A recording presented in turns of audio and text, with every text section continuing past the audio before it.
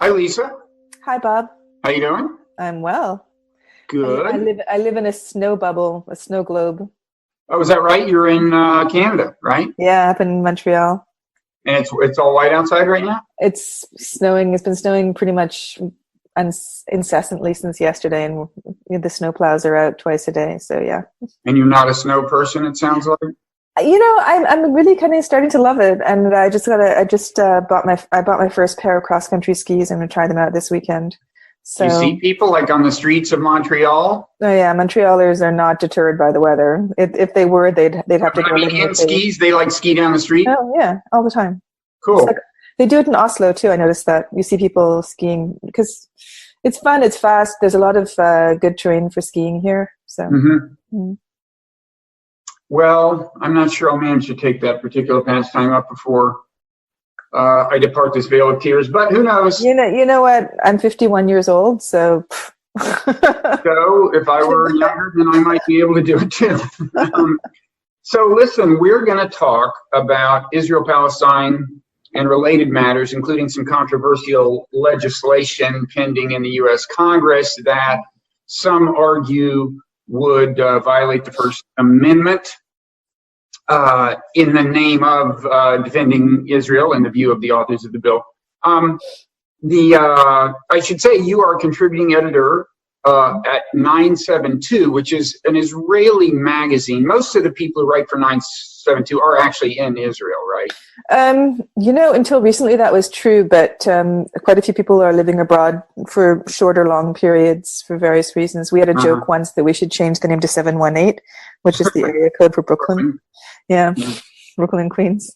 Yeah, but yeah, all the editors and the staffers and contributors live in Israel, Palestine, and the magazine is based in Tel Aviv, Jaffa. And it is safe to say that is left of what is the center in Israel. Oh no, 972 is not a centrist magazine. Right, I said left of center. I said it's safe to say, I was engaging in masterful understatement. I said it is safe to say that it's like it is safe to say that Jacobin is left of center. That would be safe, yes. Okay. We're not measuring how far left, right? No. Okay. And the focus is very much on Israel-Palestine. Right. I'm talking along that dimension. That's very much kind of that's a lot of the focus of the site, right? Yeah, and by the way, before the trolls come out, I should just hasten to add that the only 972 is a collective of journalists, right? So we're all part of this group. We own our own magazine, and we don't have any like directorate handing down editorial positions. The only rule is that if you write for the magazine, you have to be anti-occupation. Zionist, not Zionist, centrist, leftist, it doesn't matter. So obviously, a right-wing person is probably not going to write for the magazine because they're most likely going to be in favor of maintaining the occupation of the Palestinian territories. But other than that, I wouldn't, it's quite common to peg magazine as this radical left, but we like to say that we have a diversity of left of center opinions. Yeah. Okay. Well, for the sake of topicality, why don't we touch on this legislation quickly, which involves BDS, or boycott, divestment, sanctions, which is a movement to put pressure on Israel to, how specifically can you say what the goal is? Obviously, to end the occupation of the West Bank at a minimum. And beyond that, is there much official BDS dogma? I mean, is there an official BDS organization that lays down rules, or what? So I think that's actually, I should just stipulate that I'm not a member of the BDS movement. So I can only go by, I have a lot of friends who are really involved in the movement. And of course I've written about it and I've looked at their website. I think one of them, what they're struggling for is for everybody who lives currently under Israeli sovereignty to have the same civil rights. So how that, they have never, as far as I can see, they've never stipulated as to how those rights should be achieved, whether it's in a one-state or a two-state scenario or a confederation. There are all these different types. I don't think that defining that is part of their agenda. I think the idea is to, bring an end to this unequal situation whereby pretty close to half the people who live under Israeli sovereignty are not citizens, don't have freedom of movement, don't have basic civil rights. And that their tactic is to encourage a boycott. Now, I'm sure there are people who are going to watch this and say, no, that's not quite correct. But as far as I understand, the idea is to call for a boycott of Israel's economy and Israel's academia and arts and letters as a means of pressuring the government to end this unequal situation. Now, so could you be a member? Well, again, you're not an expert, but I'm wondering, can you be a member of the movement per se in good standing in favor of a two-state solution? Because two-state solution isn't quite what you described. I mean, you described giving full rights, like for example, the right to vote to Palestinians in the West Bank, to give full rights to people who are ultimately under Israeli rule, which doesn't include Palestinians in the West Bank. But that's not the two-state solution is a little different. It's like, here's your state. Right. Well, I guess the reason I ask is one criticism you hear of BDS is that actually they want to, as it's put, destroy the state of Israel. Right. They want a one-state solution, which would, given demographic trends, would probably mean eventually Arabs were in a majority and so on. That's the reason I asked the question. I guess you don't run into a lot of two-state solution people who are BDS people. Is that right? I think there probably are people because because BDS's self-definition is so amorphous. I think there are people who support limited boycott and there are certain people can take different positions, right? They can say, well, I support a boycott of goods that come from the settlements. And I am simultaneously a supporter of the right to freedom of speech and peaceful boycott, which is, peaceful protest, which is what the BDS movement advocates, right? They're not advocating violence, and yet say, okay, so you can simultaneously say, I support the right to boycott because it comes under the rubric of freedom of speech, and I personally boycott products from the occupied territories because I'm against the occupation. However, I am not actively a member of the BDS movement. I think that's quite common. Yeah. I think Peter Beinart probably would subscribe to that. Yeah, well, I think, in fact, he's a good example. He's a Zionist. He's a two-state solution person. And I know some years ago, at least, he was favoring, I think, a boycott of goods produced in settlements, if I'm recalling. Yeah. That's correct. Correctly. I think he still does, and he is on record as advocating freedom of, as saying, BDS movement is an example of freedom of speech, and you can't suppress freedom of speech. So as for the legislation, I just read about it a little in Haaretz, and it's legislation at the federal level that relates to something I hadn't really realized, but apparently there's been this lobbying campaign to get state governments to pass these laws whereby if you want to be a contractor of the state government, do business with state government, you have to sign something saying you will not support boycotts of Israel or of the settlements, according to this Haaretz account. Right. And that's, people know I like international law is a hobby horse of mine, and I just want to say it's a good example of what disregard there is for international law in the United States. I mean, by most readings, in the view of most people, the settlements are clear violations of international law. Absolutely. And yet apparently about half of the states or something, a whole lot of states have looked at that and said, well, what we're going to discourage is boycotting these settlements. We're not going to discourage the settlements themselves. So, but anyway, that's my little rant. But is what I've said basically your understanding of it? There's a bunch of states who have done this, and then the federal legislation would kind of try to affirm their right to do it or something. Yeah, that's my reading as well. This movement, the state by state movement to pass the legislation you just described, it has been ongoing for 2 or 3 years. Lara Friedman, who heads up the Foundation for Middle East Peace, when she was at Americans for Peace Now, she was and still is the expert on those numbers, and she's very, very knowledgeable. You should have her on. Yeah, I think you should. She's great. Yeah. No, she's really terrific, and she's a walking Wikipedia when it comes to these numbers. It's an ongoing. It's an ongoing movement to use legislation to stop advocates of the BDS movement from being active in the States. I think one of the more interesting things that's come out recently, thanks to the reporting of Judy Maltz, who's an investigative reporter with Haaretz, is that most, I think, of the pressure the pressure for this legislation is coming from Christian evangelical Zionists rather than right-wing Jews. That's not to say that this is not a position. Sorry, that was a terrible double negative sentence. But the Prime Minister's office, the Israeli Prime Minister's office, certainly supports this legislation. The Netanyahu government certainly supports the idea of cutting the BDS movement off at the knees, as it were. Sorry, I hate cliches like that. But I think most of the pressure in the States at the legislative level is coming from Christian Zionists who are also quite active in AIPAC. So those are the same people who are sort of on board with Trump, not because he's a misogynist, but because he's nominating judges that will implement their agenda of rolling back abortion rights and so forth. So in other words, what this segue is meant to explain is that one of the interesting things that we're seeing now is this quite substantial evidence to show that right-wing Christian evangelicals in the States are the most powerful advocates of the right-wing Israeli government's political agenda. Yeah, no, they've become an incredibly powerful constituency on this issue.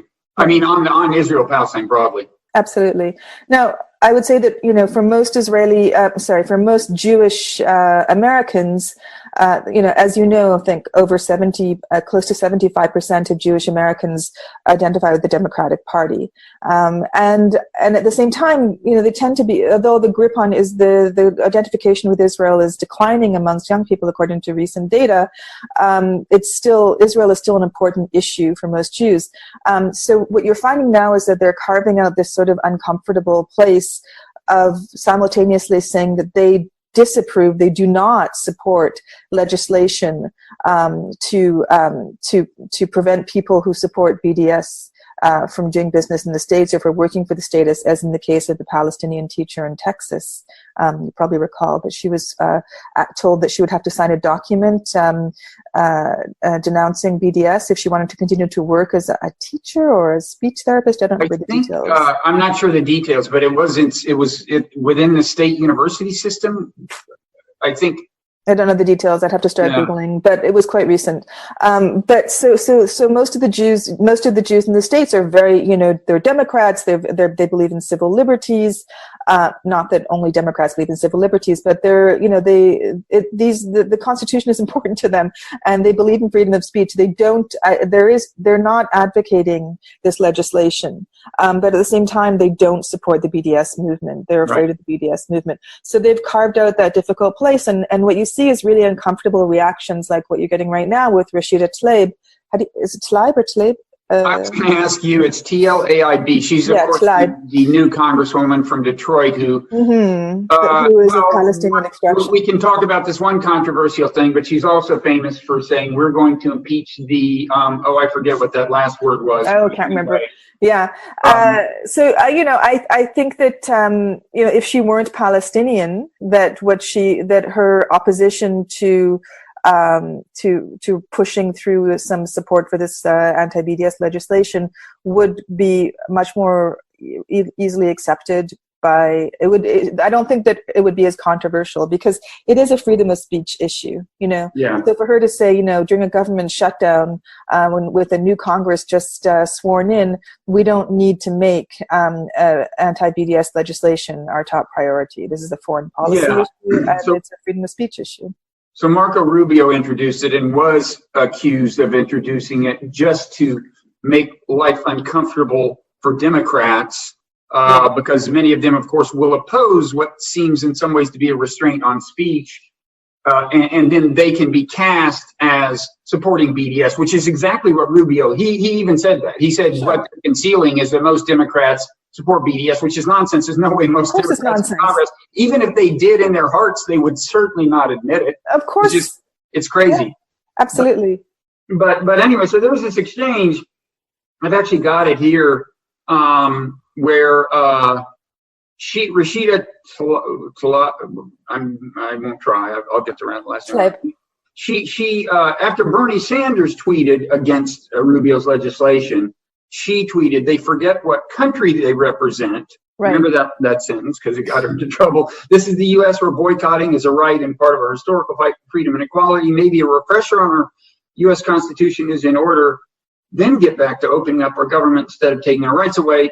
Rubio seized on the "they forget what country they represent" and tweeted, "This dual loyalty canard is a typical anti-Semite line. BDS isn't about freedom and equality, it's about destroying Israel," and so on. And then she replied, "As for the anti-Semitism charge, I'm talking about people like you, and you're not Jewish. I'm talking about all these people in Congress who aren't Jewish. So, is it still dual loyalty?" So that was that little interesting. Yeah, I saw that on Twitter. A lot of people were arguing over it. I've been doing this I've been covering Israel-Palestine on the ground and from a distance for almost 20 years now. And when I hear that kind of rhetoric, I just get so turned off. I just dissociate. It's such an incredibly intractable populist discourse. And people, I don't think, Rubio even believes in what he's, honestly, I can't see into his head, but it's just politics. I can't believe he thinks that most of the Democrats in Congress support BDS. It's not a logical thing to say. I almost feel like saying it's just, well, I will say it. I actually think I would be stooping low to address that claim. It's just too stupid. Yeah. So anyway, there's that. Now we should say, there's a good chance that the state laws will not survive court challenges, which are underway. Yeah, I don't think they will. I think that one of the state laws has already been struck down by one state court, Supreme Court, hasn't it? Was it New York? I saw the ACLU tweeting about it. Yeah. So anyway, that's there's that, and then there's the larger ongoing.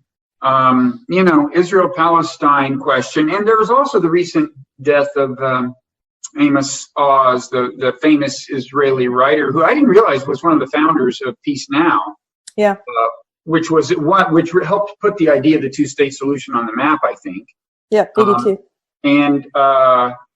And so let's talk about the prospects for anything good happening on the Israel-Palestine front. And I do want to talk about Oz because I think he's relevant as well. But what is your take on, just very recently I've seen headlines in Haaretz, this is the Israeli paper. One of them is Israel pushing to expand West Bank settlement until it surrounds Bethlehem. There have been a lot of housing, permissions to build more on the West Bank. And so it just seems to be moving in entirely one direction.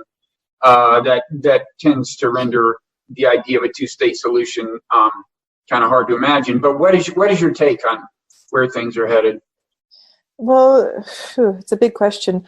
I actually don't know how this situation is going to play out. Certain things have changed over the past. I think we last spoke in 2015 or 2015 or 2016, shortly after Netanyahu was reelected. So the situation right now has become quite intractable. But we should put a few things, just for the sake of clarity, we should put a few things on the table. One is that even though the settlements have expanded a lot over the last 10 years, still 5 or 6% of the Jewish population of Israel lives in the occupied territories, right? So most Israelis don't live in the occupied territories.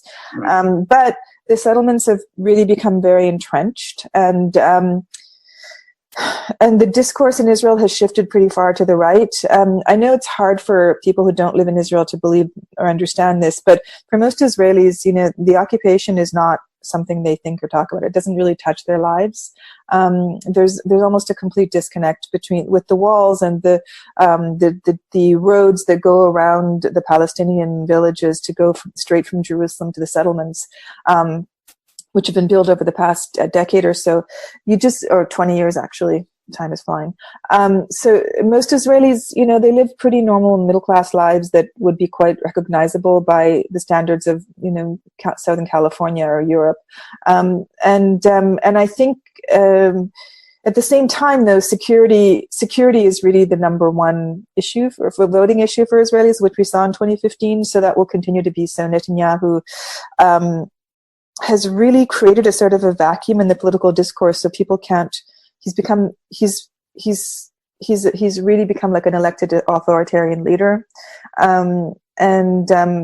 most of the left has shifted to the center and to the center right over the past 10 years under Netanyahu.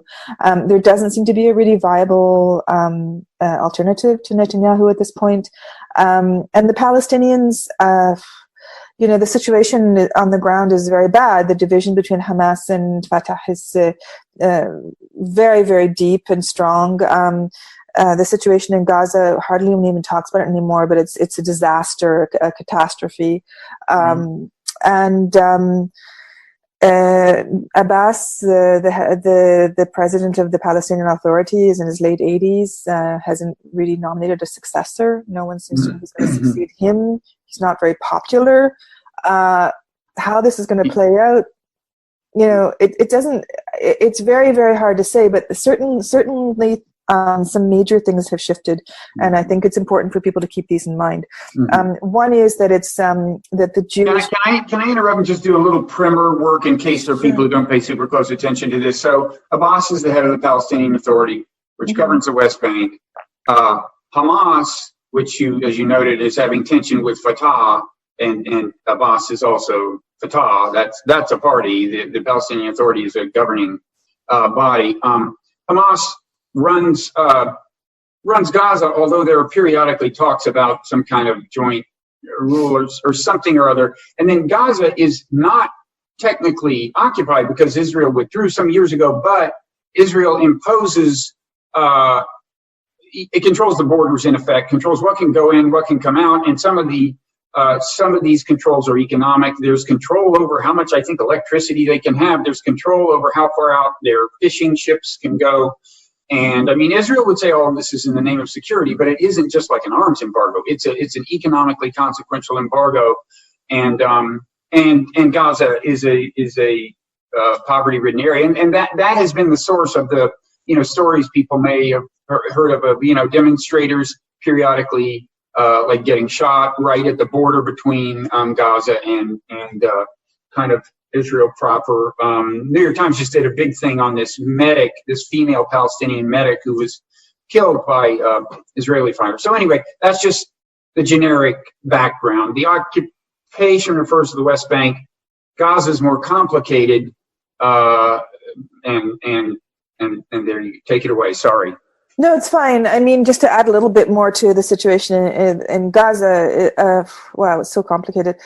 So there's about 2 million people living in Gaza. 85% of them depend on aid on food aid from NGOs like the UNRWA, which the U.S. is no longer contributing to. Fishing boats can go no more than 4 nautical miles out from the shore. There's Israeli ships, naval ships on the coast that turn them back. As you say, the borders are completely controlled. Most Palestinians cannot get permission to leave. If a relative gets permission to leave for serious medical care at a Palestinian hospital or an Israeli hospital, usually even if it's a child, they can't be accompanied by their parents. So they have, you have children going alone for cancer treatment in Jerusalem, not, having anyone with them. It's very, very, very complicated and awful, but Gaza has been a prison since 2006. And, that's the withdrawal. That's the date of the withdrawal. Well, Israel withdrew in 2005 and then they shut the borders tight in 2006. But if you read the Hebrew media, a lot of stuff doesn't get translated. People read Haaretz and the Jerusalem Post, but it's not giving them a full picture. So there was a story by the military or Palestinian affairs correspondent for a digital magazine called Walla, which is very widely read.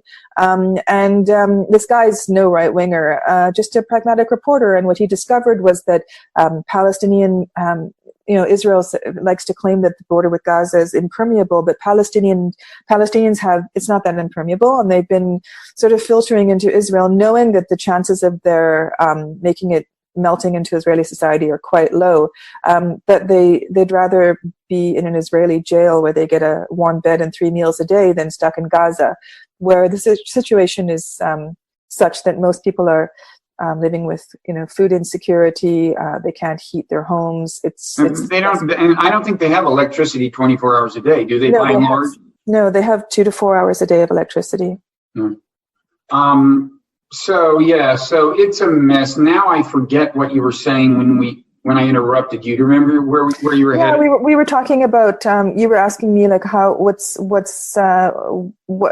what's going to happen in terms of discussions toward a settlement between Israel and the Palestinians. And I think and I was talking about how the discourse is quite a few things that to affect the way that discourse is playing itself out. First of all, there's no movement whatsoever toward any kind of a settlement. Netanyahu has made it very clear, explicitly, implicitly, with actions and with deeds, with actions and with words, that he's not going to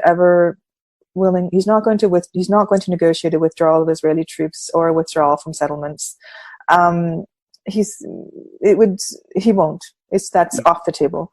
So that's one problem. Another issue is that the support for Israel amongst American Jews is declining for many reasons. One is that most American Jews are liberals and they don't identify with the Netanyahu government's policies.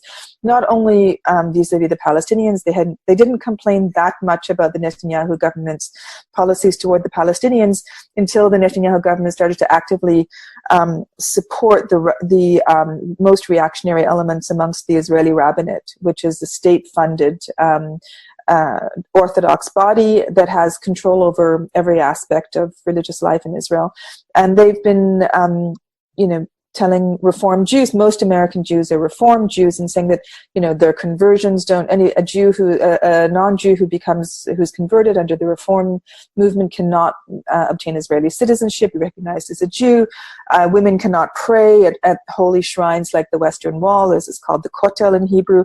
And it's been pretty insulting toward Reform Jews when, after the Pittsburgh massacre, the chief rabbi of Israel refused to describe the building where Jews were massacred at prayer as a synagogue because they were not Orthodox. Because that was a Reform synagogue? Correct. It was actually Reconstructionist, but that's not really important. The point is they're not Orthodox. Wow, so that's interesting. Yeah. Just a side note, but Bari Weiss of the New York Times, right? That was her synagogue, right? Yes. She's thought of as a conservative, right? But Reconstructionist is like far. No. Reconstructionist. Well, it's complicated, but it's a conservative synagogue that had a section that was used by this smaller group that was identified. I see. So the conservative synagogue itself would have been fine with this guy, so far as we know. What guy? Well, who was it that you said refused to? The Orthodox rabbi in Israel. No, nobody was fine with that.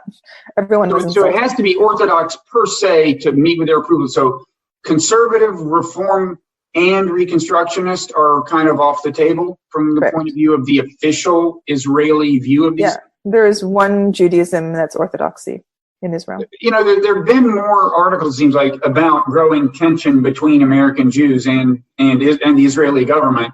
Mm-hmm. Certainly including American Jewish Zionists, who support Israel in principle. But I guess this helps explain.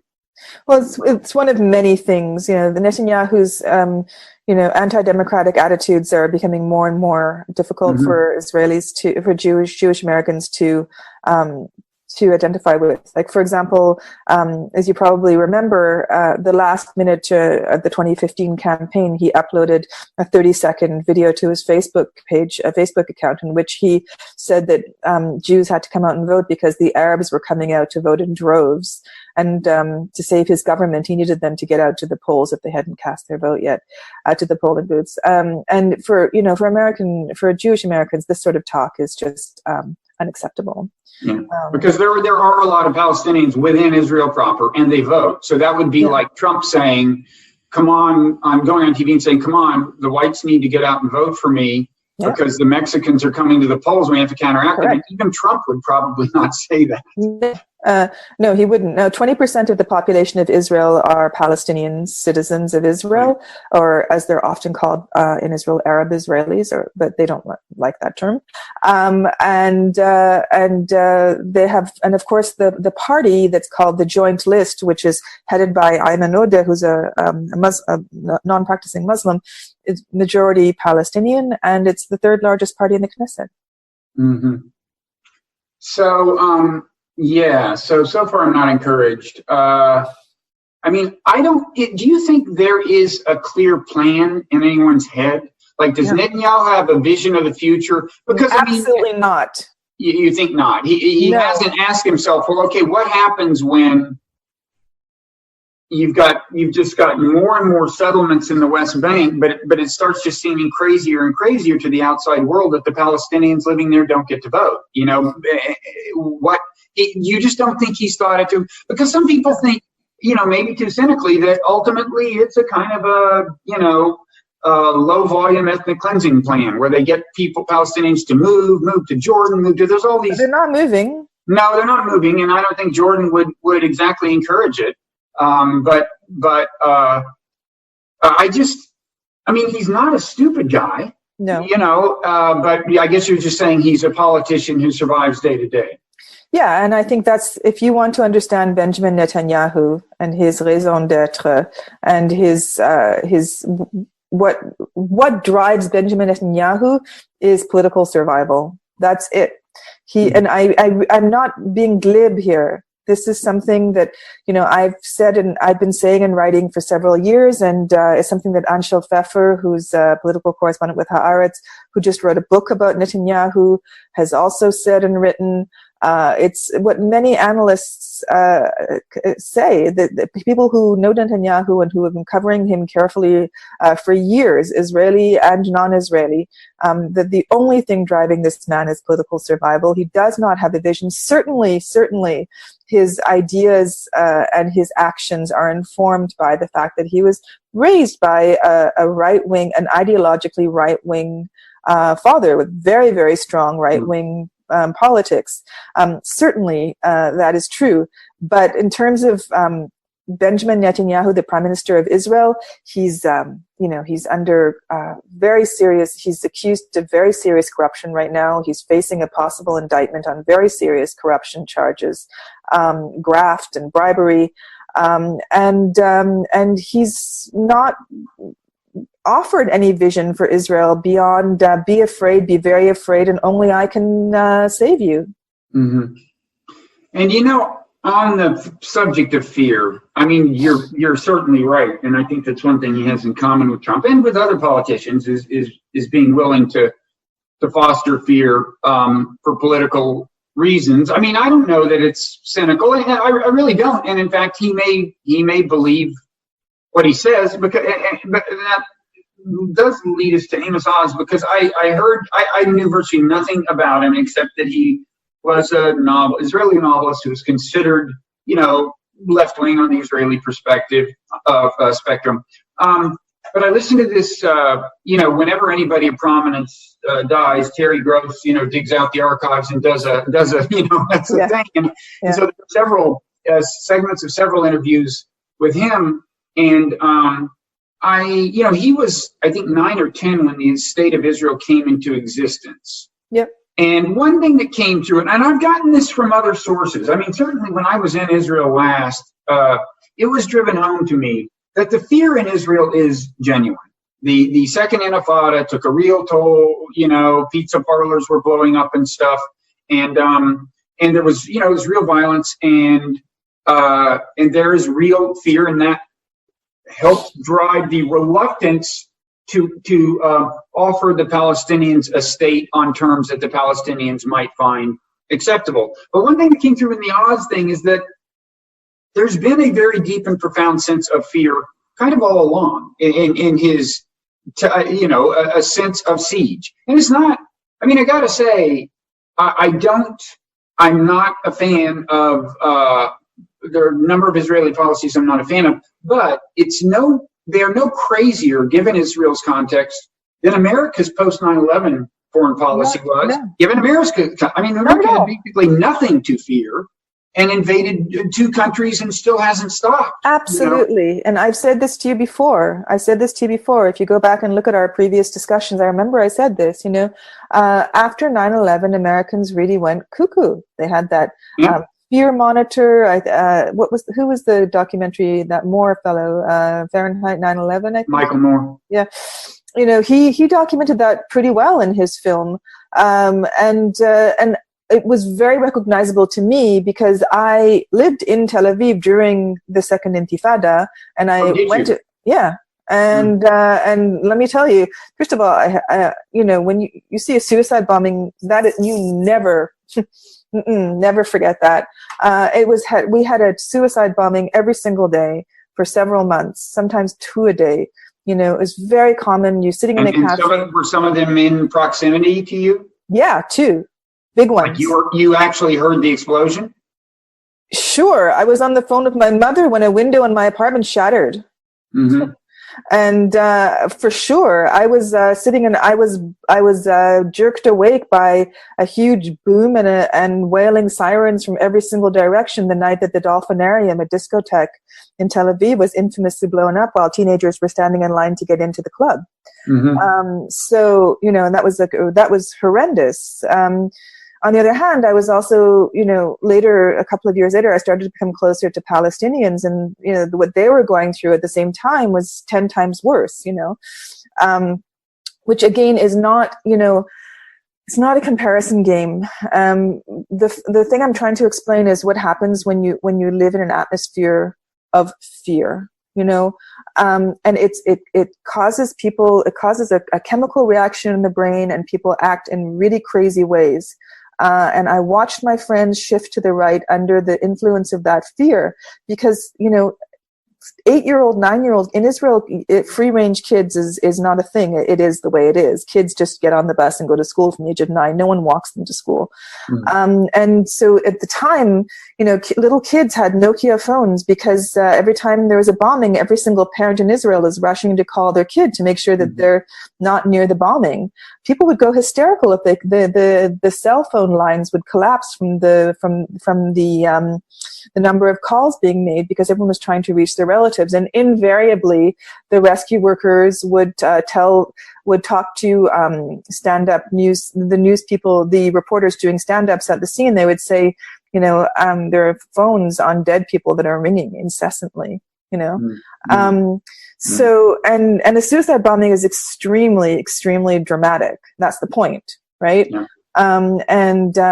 It just, when you have every single day, you would wait to hear where that bombing was going to be. And there was no safe place. I sat down in a cafe one evening when there'd been couple of really, really big bombings, one after the other. And I sat near the window, and the waitress came over and asked me if I was sure that's where I wanted to sit. She said, "We really don't think you should sit that close to the window." Yeah. So that kind of fear has, as any person who grew up during the civil war in Beirut in Lebanon can tell you, that never leaves you. It becomes part of your DNA. Yeah. So people act crazy under fear, and I think that Netanyahu is, just like Trump, a symptom. But as you say, Israel has felt that it was a fortress under siege since its founding in 1948.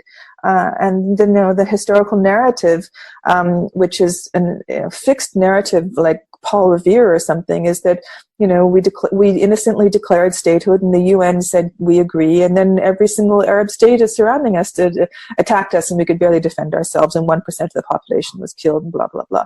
Which is all, it's selective narrative, right? Right. I mean, there was resistance. There was hostility from Arabs, but you're saying it wasn't as one-sided as that sounds. No, certainly Israel was attacked, and certainly 1% of the population was killed while defending. But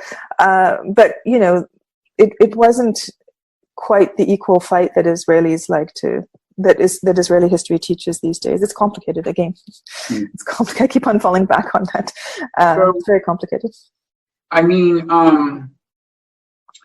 where does the hope Where's the hope? So where does the hope come from? Let me tell you where the hope comes from.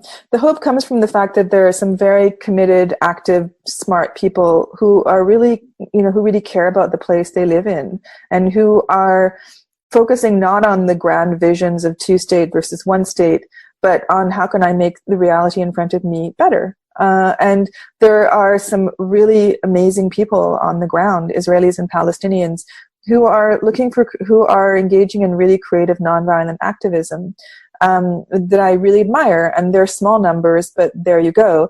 There are other things to look at in Israeli society and in Palestinian society right now. One of them is that despite the fact that racism amongst Israeli Jews toward Palestinians is quite high, you have the corollary, which is that 20% of the citizens of Israel are Palestinian.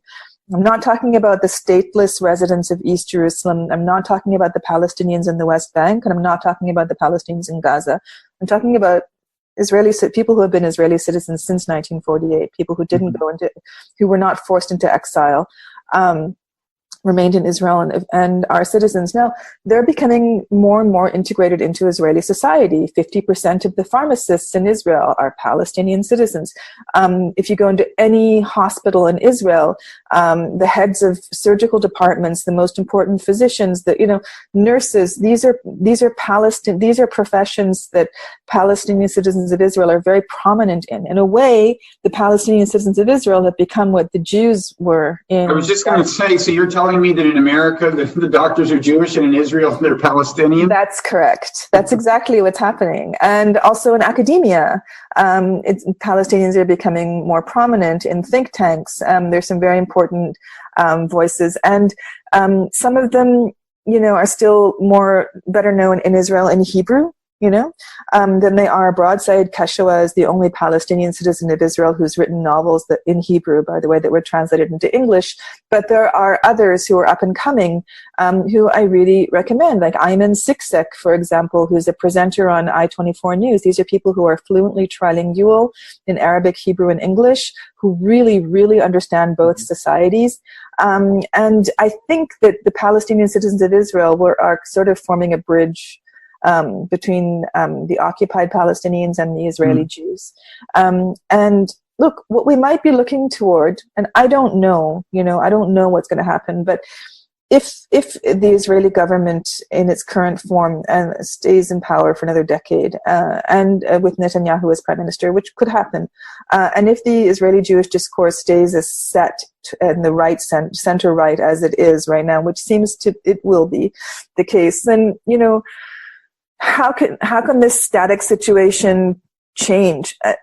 Is it unsustainable? I don't even like the term. 10 years ago, I told people very authoritatively that I had seen the occupation right up close and personal for many years. It was totally unsustainable and something had to give. And I was completely wrong about that. It turns out that unsustainable situations are very sustainable.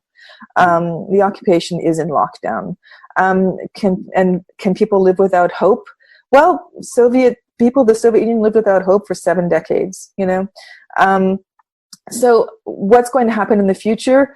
I do not know. I think no one knows. It's a fool's game to predict, but I don't think we are going to see a two-state solution. What I think we might see in maybe 40 or 50 years is a sort of a joint society, living uneasily together. I don't know, but that's what I don't see anyone. I don't see division. I don't see separation.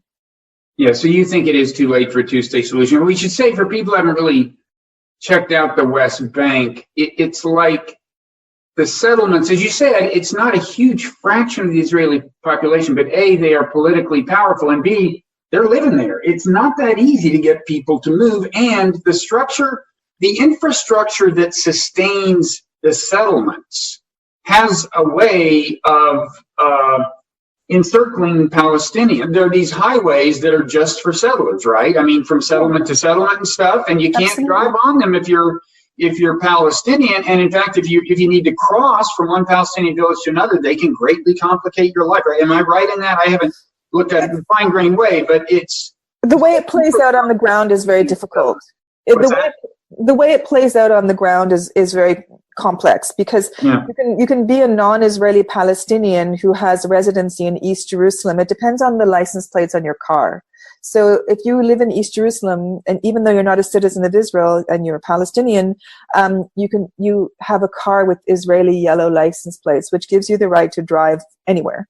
It's if you have Palestinian Authority license plates that you're limited as to which roads you can drive on. That's so those are the people on the West Bank, per se. No, some people in Ramallah, through complicated. Okay.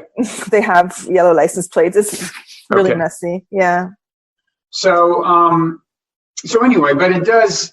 A lot of people think it's just harder and harder to imagine. Freedom of movement for Palestinians is very, very limited. Two-state solution, I think, is not going to happen. I think a lot of people in the Israeli Jewish liberal side are still very invested in two states. You have to, the reason that people are still very invested in it is because they're very invested in the idea of a Jewish state, a homeland for the Jewish people. Personally, I'm not invested in that idea. Okay, so that means that you don't consider yourself a Zionist. I don't like that term. I'm not a nationalist of any sort. And, I'm not an anti-Zionist. I find that too ideological a term. But I'm not married to the idea of a state that has to be Jewish majority, because I don't think that, it just doesn't fit in with my, I would call myself an Arendtian, as in Hannah Arendt, So I don't like the idea of nationalism, and I don't think that artificially maintaining a state for the Jewish people is at the expense of the Palestinians is a desirable state of affairs. But at the same time, I understand people who are really married to that and who really have an emotional attachment to the idea of a state for the Jews. I just disagree with them. And what I would like to see is, a state for all its citizens, a multi-ethnic, diverse place with civil liberties for all. That's it. I mean, a lot of people in Israel say that's, I don't know how many. I have talked to ones who say that's just unimaginable. We ain't gonna let it happen. Well, it is, and I think it's a non-starter for like 95% of Israelis. So, I was once at a conference, as you probably know, I have Israeli citizenship. I lived in Israel for many, many years.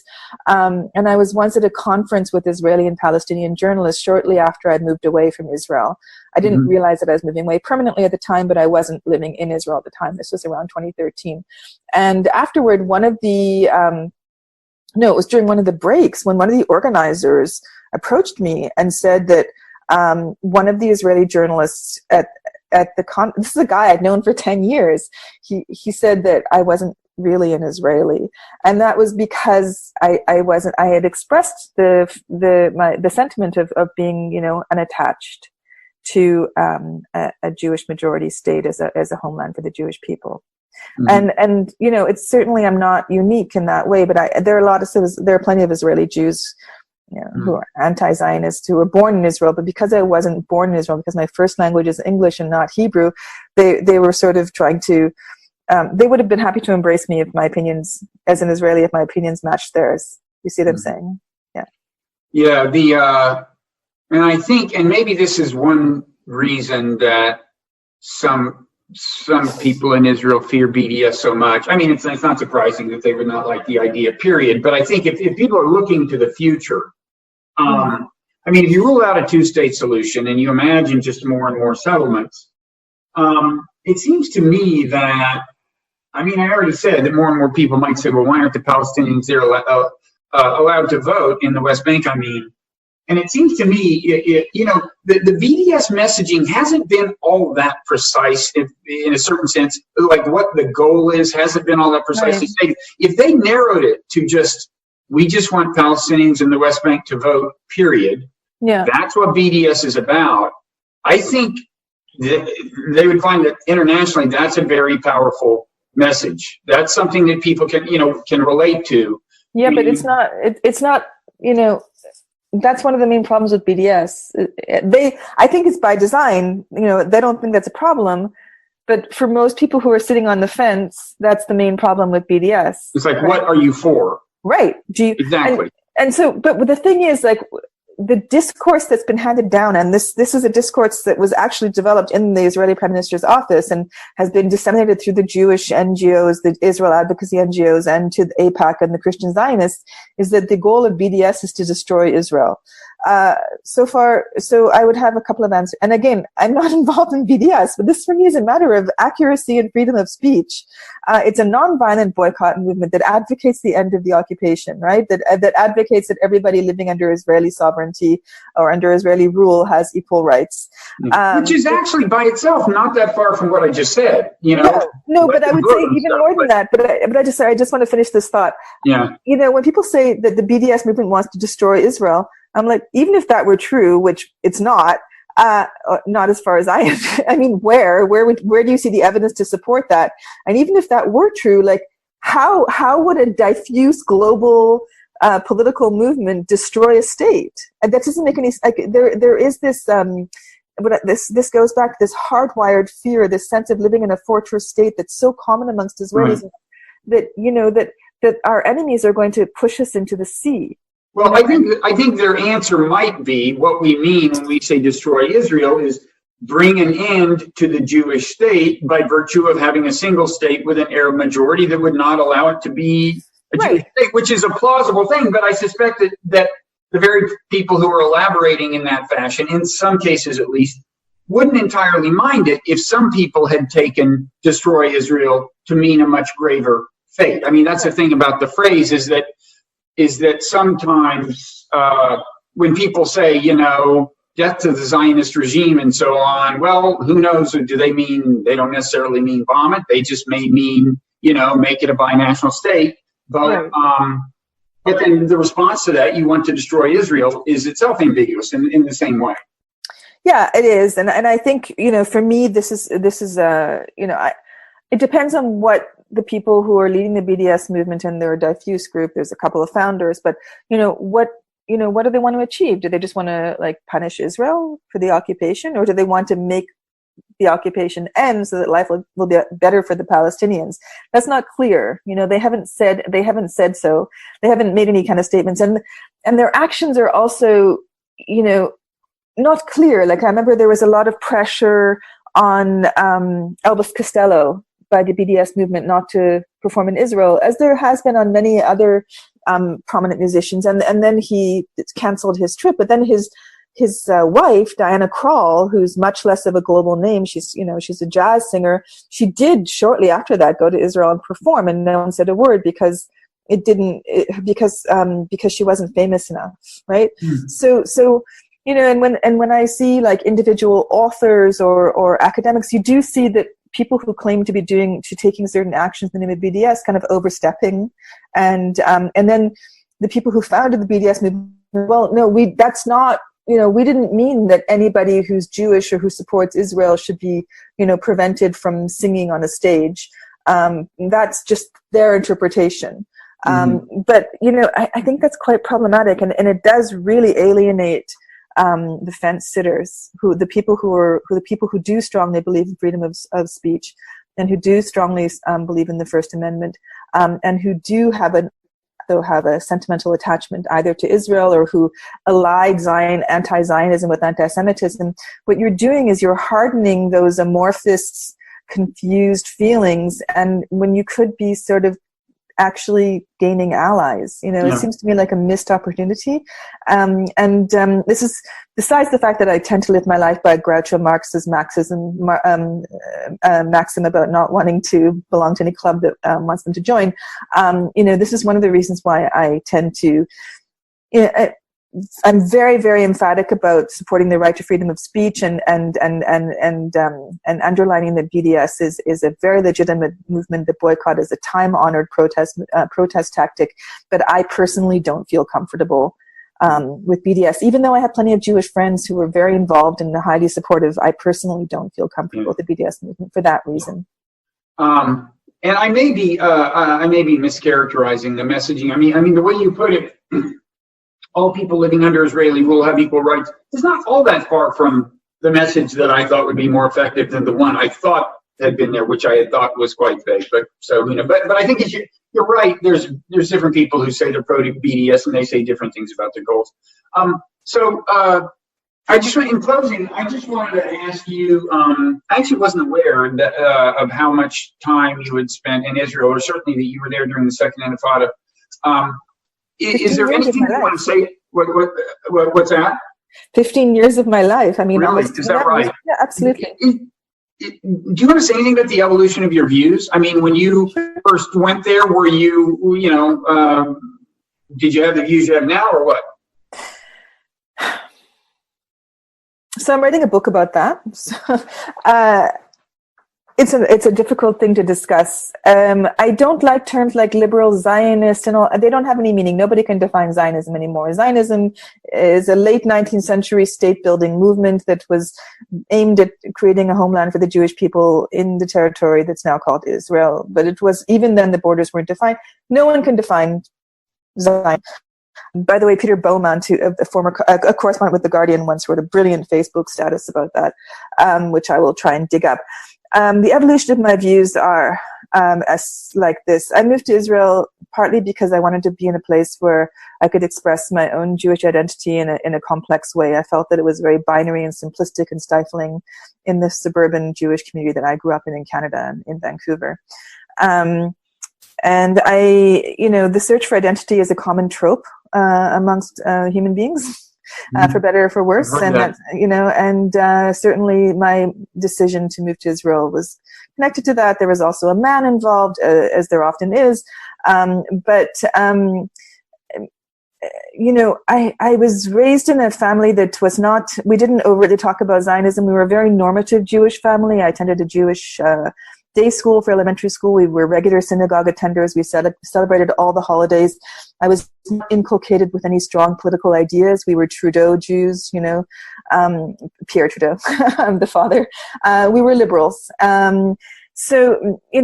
Supporting Israel was just like being part of being Jewish. This is no longer such a sustainable discourse, but at the time it was just part of being Jewish. Israel was a small state under siege. What I liked about living in Israel was that you could have very complex conversations. You could be like a Jew born in Israel who was an anti-Zionist, or who was an Arabic speaker who felt really comfortable with Palestinians. I really liked that sort of all the different subcultures in Israel. Around 2005, I attended a conference in Amman with Israeli and Palestinian journalists, and it was a big turning point for me. I'd already been kind of disturbed watching how many of my centrist liberal Israeli friends had shifted to the right since I moved back. I lived there in the mid-'80s for a few years, and then I moved back in 2000. I moved back 3 weeks before the Second Intifada began. And when I moved back in 2000, I contacted an Israeli friend of mine who was a lawyer who studied at NYU. He was gay. He wrote his dissertation on gay marriage in the 1990s, before it was a thing. And he said, "Oh, I'm so glad you finally moved back. Come and visit me in Jerusalem, and I'll take you to visit my partner." He had established a partnership with a lawyer in Ramallah. We were all talking about open borders. It was a very heady time, and we were 3 weeks away from the Second Intifada. Yeah. 3 weeks. And he's like, "Let's take a drive to Ramallah." A month later, there was a lynch of two reserve soldiers who've lost their way. But I didn't become radicalized to the right by the events of the Second Intifada. I became very, very disturbed by how easily people were manipulated by media headlines and by television coverage. And then after that conference with Palestinian journalists who lived in the West Bank, the 4-day meeting in Amman, I started going to the West Bank a lot, not only to report. I just wanted to see what was going on. It was very important to me. I care about that place. Mm-hmm. And after a couple of years, you look at what's in front of you, and you have to choose. You have to choose. What am I? What do I care about? Do I care about human beings, or do I care about my personal identity as a Jewish Israeli? My rights, or human rights, my desire to, I'm not expressing myself well, my desire to express my Jewish identity in this place, or their right to move about freely, and to vote, and to build their own houses. And it became quite, I went through a very, very difficult time, certainly with the realization it was incremental. But at some point you just have to choose. You have to choose your values over your nationalism. I was never a nationalist. I don't like nationalism, but you have to decide what kind of a place you want to live in.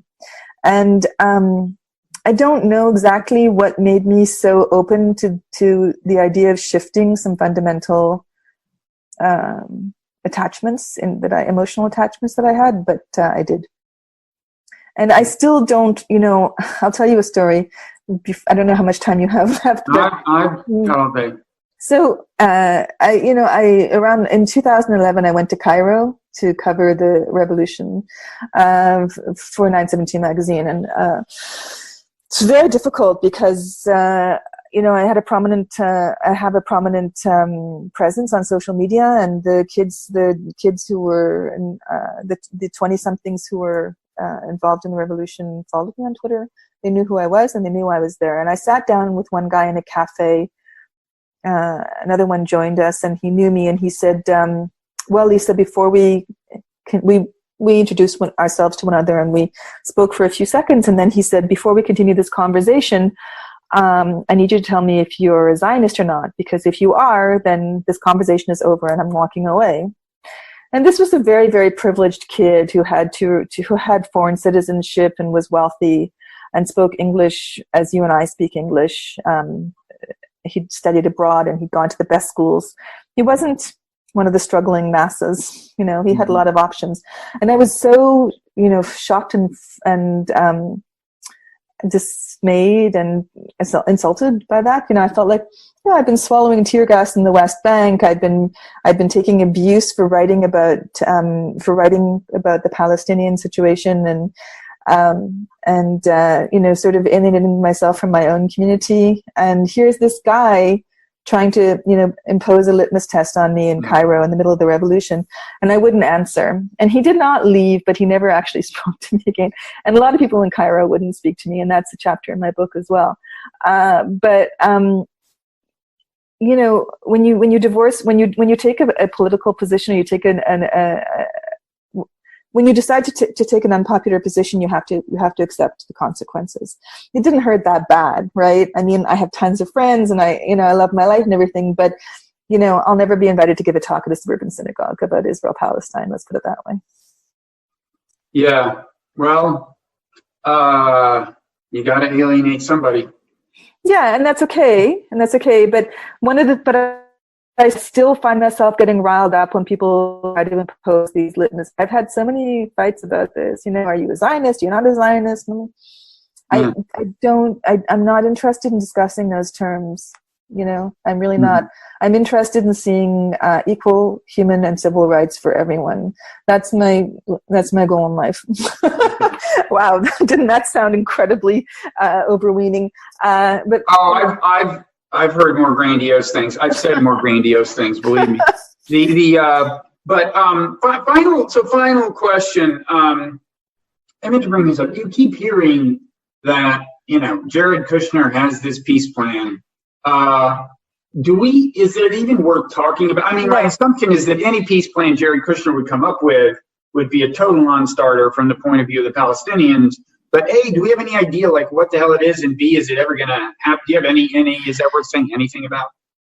So you probably when you edit this, you'll probably have to go back and put this earlier in the conversation, because it actually, I should have emphasized this. Oh, we don't edit, but we do provide, a guide to different parts of the conversation. Okay, so it's quite important when you're totting up the things that have changed over the past couple of years, is the fact that the Trump administration has completely taken the Netanyahu. They no longer make any pretense of being disinterested or neutral what's the word I'm looking for? Not negotiators, but arbiters or thank you, arbitrators.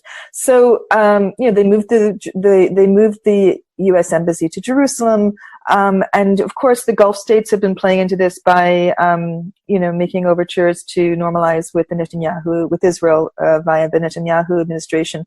So Jared Kushner, as you know, is quite friendly with Mohammed bin Salman, the crown prince and de facto ruler of Saudi Arabia, who is moving closer to Israel. In some ways, it's never going to be overt normalization, I expect. But Jared Kushner, he's not going to come to the Palestinians with any kind of, and they know that, everyone knows that. Jared Kushner is advocating for Israel. So, and Netanyahu doesn't ever want to give up any West Bank territory, nor does he want to lift the closure of Gaza. So, if he has a plan, which I kind of doubt, it's not going to be something that the Palestinians would accept. But we have to also bear in mind that Palestine's in a really difficult place right now. Again, Mahmoud Abbas, who's the president of the Palestinian Authority of the West Bank and of Palestine, he's 88 and has no leader, no appointed successor. And also the Palestinian leadership, has been kind of pacified. I think a pretty significant percentage of the Palestinian economy is generated, by sinecures that are, they're related to the Palestinian Authority, which is under the Oslo Agreement. So the idea of just, throwing aside the Oslo Agreement and saying, we're going back to square one, I think it's not going to be terribly popular with all these people all these Palestinians who are supporting families, the upper echelons, the ones who live in Ramallah and work for the Palestinian Authority. They have, kids in private schools, mortgages, car payments, second houses in Amman. They're not going to say, all right, let's, for ideological reasons, after we were completely crushed by the Israeli army in the second Intifada. I mean, people don't really talk about the extent of the suffering and damage that was caused by the Israeli army during the reinvasion of 2001. Doesn't this very fact that Palestinian elites associated with the authority in particular, are basically getting paid like by the West, by Europe or whatever, and for that reason are somewhat amenable to influence from the West. That is a source of tremendous cynicism among the kind of grassroots Palestinians, isn't it? I mean, toward their own leadership. So this is the reason that these people. It's both the reason the leaders aren't feeling particularly radical and the reason that they don't have much street cred, right? Yeah, but it's also super complicated in the sense that, the Palestinian Authority is the only game in town, and, right. And things are not going to be better without it. Right. Right. So things are really bad and the people are really unhappy and hopeless and chafing at the bit under the PA, but they don't want to go back to full unfettered with no buffer between them and the Israeli army. They don't want to go back to the full pre-Oslo occupation either. Right. So either way, they're kind of screwed. They're kind of screwed. Again, but things can change very, very rapidly in the Middle East. You can have status quo for years and years and years with no sense that you really feel like everything's in lockdown. And there's just no sense of any movement, and then poof, 2011, the Arab uprisings in Tunisia and Egypt. Who would have thunk? So who knows? I certainly, it's a sucker's game to make predictions. I wouldn't do it. Well, that's as hopeful a note to any as end on. You never know. Things could get better. So thank you for taking the time. Where can people find you? So you tweet at, what's your Twitter handle? It's Lisa N for Naomi, Lisa N-G, or as my friends pronounce it, Lisang. It looks like Lisang, L-I-S-A-N-G. Yeah. I'm going to start sending out my newsletter again. They can see on my Twitter bio, there's a link to subscribe to my newsletter, which I'm going to start sending out. On this, it focuses on this very subject? Yeah, very close. Not only, but yes, I do some cultural criticism as well. That sounded really pretentious, like movie reviews and book reviews and things. And where else? I write occasionally still for 917 magazine. My bio blurb, which I do need to update since I no longer live in Brooklyn, is there. And yeah, that's about it. I tweet a lot, way too much. I fight with people. No, not too much. It's good. And I am at Robert Writer, by the way, on Twitter. Yes, I know. I follow you. Yeah. it's a job somebody's got to do. Well, thanks so much for taking the time. Listen, Rob, Bob, I'm sorry, I'm thinking of somebody else. I answered Robert and Rob, but go ahead. Well, I really appreciate these conversations. I think you ask pointed questions, and I know that having a 1 hour conversation about Israel Palestine is super boring for a lot of people. But I would urge people to pay attention, because Palestine is still one of the most important issues in the Arab world. Even though priorities have shifted with the wars in Yemen and Syria, Palestine is still one of the most important emotional issues in the Middle East, from Morocco to Saudi Arabia and Yemen. And I'd say people pay attention. Little coughs and fits in Israel and Palestine can have pretty powerful reverberations internationally. Don't just shrug your shoulders and say it's too complicated. This film has been this has been a film on a loop for 2 decades. I'm sick of it. Pay attention. I mean, we didn't even get into the question of Syria and Iran having a presence in Syria and Israel. That would take another half hour.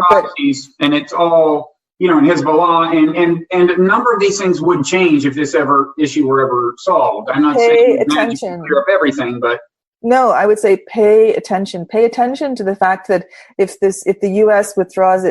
does withdraw its troops from Syria and allows the Iranians to entrench themselves on the Israeli border, as they're doing right now, that's a casus belli. It's a cause for Israelis will go to war for that. What we consider a just cause. It's very provocative. Absolutely. This is right on Israel's border with the Golan and with the occupied Golan, and the army and the intelligence services take that very, very seriously. The Hezbollah, Iran affiliation, very important. There's a lot of saber rattling going on up there at the northern border right now. That can have reverberations that extend to Saudi Arabia. Pay attention. Yeah. I've got a feeling Israel could deter that. It's not like the U.S. is going to leave the region. But I don't know. What do I know? Anyway, thank you. Thanks a lot. I really appreciate the smart conversation and the thoughtful questions. Well, I appreciate your devotion to the cause. I just mean of peace. Oh. I didn't even know if I feel like I've got a friend who calls me a combative Canadian, but I think it's just in words, not. Well, God knows there's not an excess of those, so don't feel guilty about that. Join the club. Okay. Thanks, Lisa. Take care. Bye, Bob. Okay.